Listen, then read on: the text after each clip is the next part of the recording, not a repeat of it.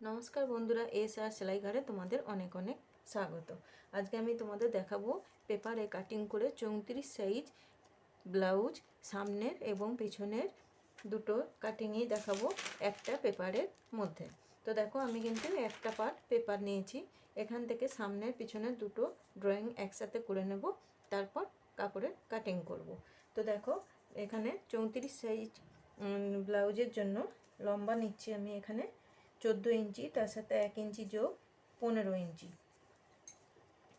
তো 15 ইঞ্চি লম্বাতে আমি দাগ টেনে নেব। এবার পুট নেব আমি এখানে 5 ইঞ্চি। পুটের পর আমরা নেব মোহরা নেব আমি 5.5 ইঞ্চি। মোহরার পরে আমি নেব এখানে ছাতির অংশ। তো ছাতির মাপ নেব, ছাতি আছে 34, তাহলে আমার এখানে হবে 4 দিয়ে ভাগ করলে 8.5 ইঞ্চি, তার সাথে 1.5 ইঞ্চি যোগ।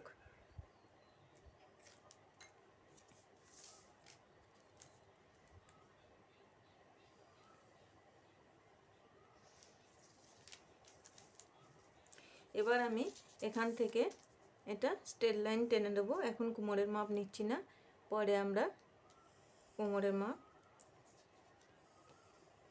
করে নেব। স্ট্রেট লাইন টেনে দিলাম। এবার আমরা গলা নেব, উপরে প্রথমে গলা নেব 2 ইঞ্চি, লম্বা নেব 6 ইঞ্চি। নিচেরটা আমরা 2 ইঞ্চিও রাখতে পারি, বা একটু খেলানো গলা হলে 3 ইঞ্চি 2.5 ইঞ্চি রাখতে পারি। তো আমি এখানে নিচ্ছি 2.5 ইঞ্চি।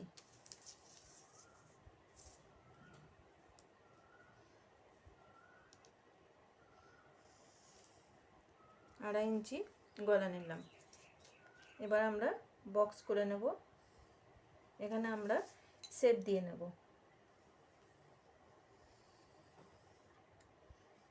এখানে গোল গলা করে আমি শেপ দিয়ে নিলাম। এবার আমরা এখানে হাফ থেকে প্রথমে 1 ইঞ্চি,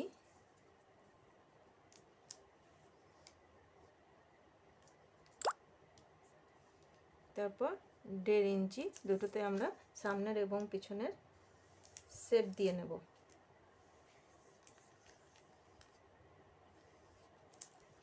এখানে আমরা সামনের দিকে 1 ইঞ্চি, হাফ ইঞ্চিতে আমরা এখানে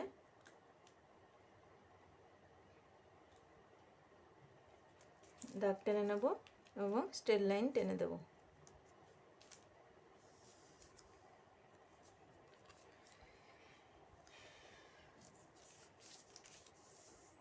এভাবে আমার পিছনের এখানে কিন্তু আমার এখানে কেটে নিলে কিন্তু আমার পিছনের পার্ট হয়ে গেল, কিন্তু আমরা এখানে সামনের এবং পিছনের দুটো পার্ট একসাথে কাটিং করব। এবার নেব তাই আমরা পয়েন্টের মাপ। তো আমার পয়েন্ট আছে 9, তার সাথে 2 ইঞ্চি দিয়ে 11 ইঞ্চিতে পয়েন্ট করে নিলাম। এখানে আমরা স্ট্রেট লাইন টেনে দেব।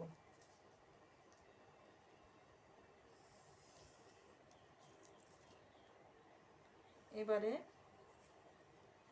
খাপের জন্য আমরা এখান থেকে 5.5 ইঞ্চিতে পয়েন্ট করে নেব। 5.5 ইঞ্চিতে পয়েন্ট করে নিলাম খাপের জন্য। এবার গলা থেকে 1 ইঞ্চি বা 1 ইঞ্চিতে পয়েন্ট করে নিলাম। মোহরা থেকে 2.5 ইঞ্চিতে পয়েন্ট করে নিলাম। এবার আমরা এখানে দাগটা মিলিয়ে নেব। এবার আমরা দুদিকে 3 ইঞ্চি 3 ইঞ্চিতে দাগ টেনে নেব।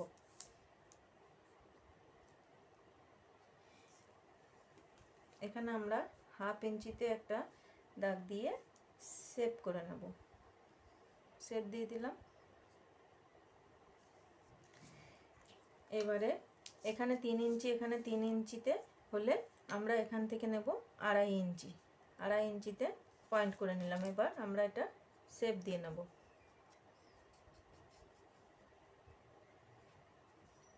শেপ দিয়ে নিলাম।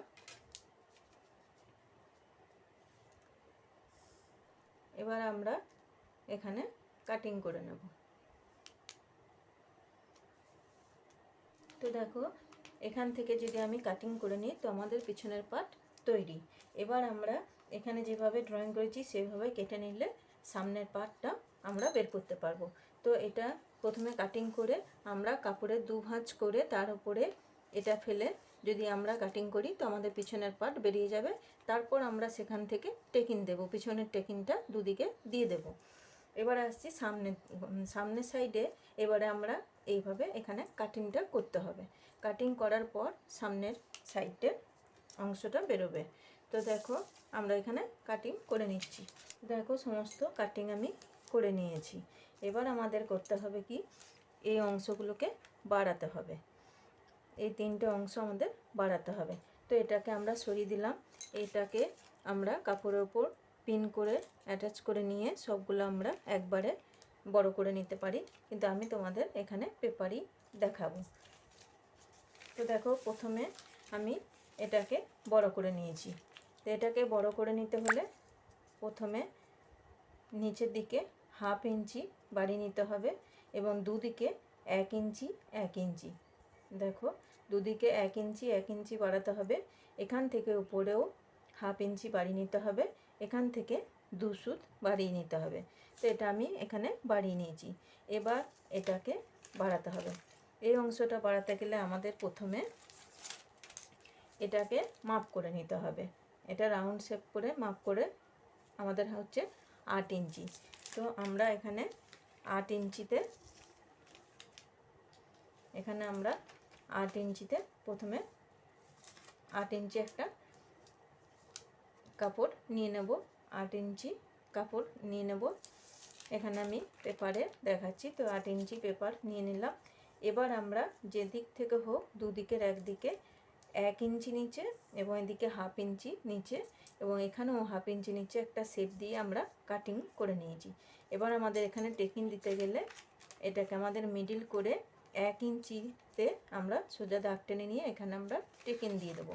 তো হয়ে গেল। এটা এভাবে এখানের সঙ্গে অ্যাটাচ হবে। এবার আমরা নিচেরটা শুধু আমাদের এখান থেকে শুধু 1/2 ইঞ্চি নিচে আমাদের বাড়িয়ে নিতে হবে। তো আমি এখানে 1/2 ইঞ্চি নিচে, দেখো 1/2 ইঞ্চি নিচে আমরা এখানটা বাড়িয়ে নিয়েছি। 1/2 ইঞ্চি এখানেও বাড়িয়ে নিলাম। তো আমার 3টে অংশ বাড়ানো হয়ে গেছে। এবারে এখানে অ্যাটাচ করে আমরা এখানে 34 সাইজ ব্লাউজের জন্য সম্পূর্ণ কাটিং হয়ে গেছে।